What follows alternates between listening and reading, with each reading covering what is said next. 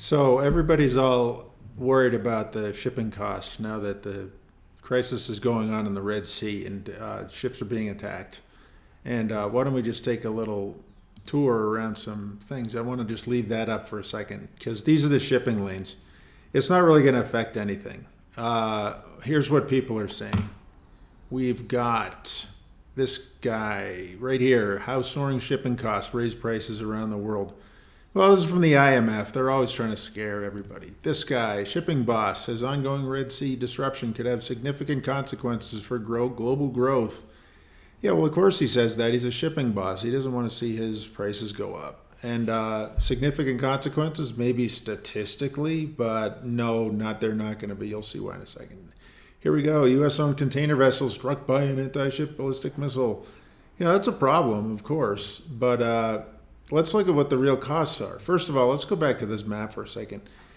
If you go through the Suez Canal, you follow this, right? So you go through the Red Sea, and then that saves a little bit of time from going around here. And that was quite a historic development way back in the day because shipping costs used to be way, way higher. You used to have really small, tiny little boats by comparison to what we have today. And now they're huge. So we've got ships that are carrying 6,000 to 8,500. The big ones are carrying 10,000 to 20,000 containers and more because this article is about some record-breaking ones. Now let's just think about this. If you're carrying maybe $30,000 of goods in a container, these numbers are so rough because you can't really find them, and they don't. As usual, I don't think they'd like people to know about this because they want you to think about a crisis.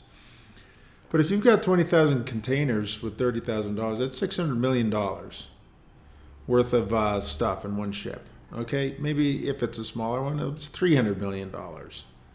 Maybe if there's more per container, then it's more than that. Okay, but anyway, here we've got the CBC. One of our most unreliable sources. They're saying, well, it might cost going around the Suez, going around the southern tip of Africa, might cost another $1 million. $1 million out of 500 million, 600 million, maybe a billion. That means that for every dollar of shipping, you would be spending 1/5 of a cent or less more for the fuel. Okay, now it's not all fuel costs. But there's more to it than that. You have to pay the people. There's wear and tear on the ship, sure. But this is a tiny amount. It's so small that they really don't even factor shipping costs in when they talk about global trade. They talk about the cost of the goods. This is why you can ship steel all the way from America, all the way across to Japan, and make a car there and then ship the thing all the way back. And that's fine. It doesn't really add anything to the cost. The only problem is organizing it. So if all of a sudden people were saying like, well, remember that ship that got stuck in the Suez Canal and disrupted global shipping? Well, sure, when you've got all these people lined up at once to go through the Suez Canal and suddenly it stops, that's a major problem because you can't really just go around. They probably didn't plan on that fuel. But if you are planning on doing this, it's fine. It costs an extra $1 million for that gigantic ship to go this way, and it costs a few more days. It's not a problem. So if we completely shut down the Suez Canal and not a single ship went through, you wouldn't notice a damn thing at the store. Nothing. And as far as shipping things, it's like, well, when do we need a car? When do we need this? That's all just a matter of logistics. Once you get that in process, it'd take maybe a maximum of like 2 months.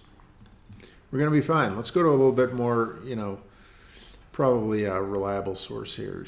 This is the Journal of International Money and Finance. Shipping costs and inflation. They talk about down here, they talk about how it finds that a persistent increase in shipping costs of about 50%, which is a lot more than $1 million, would lead to an increase in CPI inflation of about 0.2 percentage points after 4 quarters.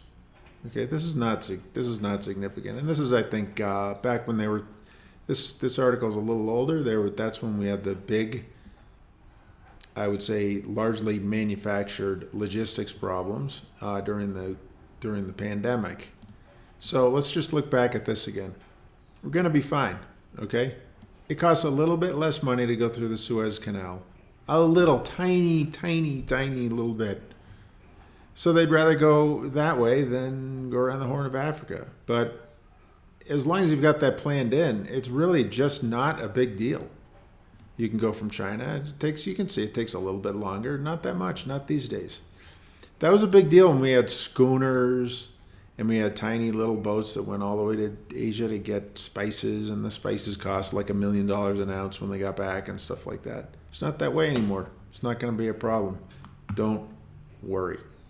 Ba-dum, ba-dum, ba-dum, ba-dum, ba-dum, ba.